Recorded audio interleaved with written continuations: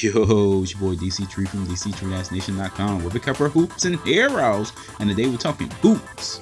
Alright guys, by now I'm pretty sure you've heard of Shaq talking consistent trash about my boy Tim Duncan. It's like once a week he has something new to say. And I'm a little late on this, but I had to make a video on this because it's bothering me. But before I jump too deep into it, if you like my content, please sub to the channel. Okay, first off I want to say is that for the most part, I've never had a bad feeling about Shaq. Like I never had ill feelings towards Shaq. He definitely had some questionable things. Like he made up that story about David Robinson, which was ridiculous. He just apologized for that. That was crazy. But for the most part, Shaq has been hilarious. I mean, he's charismatic. He's a great TNT analyst. He keeps things funny. He's always dancing. They're always joking. Shaq and the Fool is a great segment. So for the most part, I had positive feelings about Shaq. But these days, I'm starting to lose a little respect for him because he's just coming for Tim Duncan for no reason.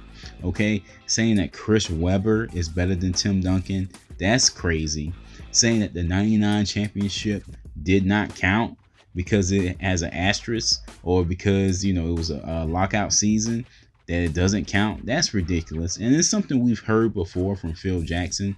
But to me, during careers, you do things like that to play mind games, okay? It's still petty, but I can understand them trying to get in the head of the Spurs.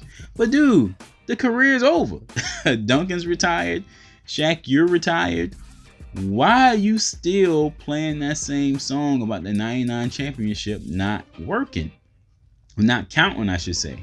That's just ridiculous to me. I mean, at this stage of your career, it is what it is. Why try to break Tim Duncan down at this point in your career? And the only reason why I could think of that he would do that is because he knows, pound for pound, Tim Duncan is a better player than he was. Okay? Shaq had a dominant run, maybe a 3-4 year run of dominance. You know, they did three-peat, okay? And Shaq was the best big man in the league. But Tim Duncan has been consistent over almost 2 decades, winning in 99, 03, 05, 07, then 2014, and being relevant parts of each team. So the longevity that Tim Duncan has had intimidates Shaq, okay?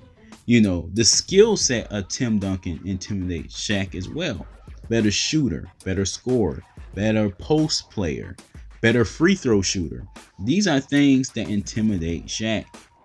Another thing Shaq tried to do is to discredit Tim Duncan because of his relationship with Popovich and the Spurs system. Feeling like, you know, you could just insert anyone into the system and the Spurs win all these championships. And I hate that argument because people use that a lot when talking about the Spurs, particularly the big three, that they're products of the system. Even with Kawhi recently, they say he was a product of the system before he broke out in Toronto. So I hate that argument. But Shaq has to realize, hey, you were part of a system too.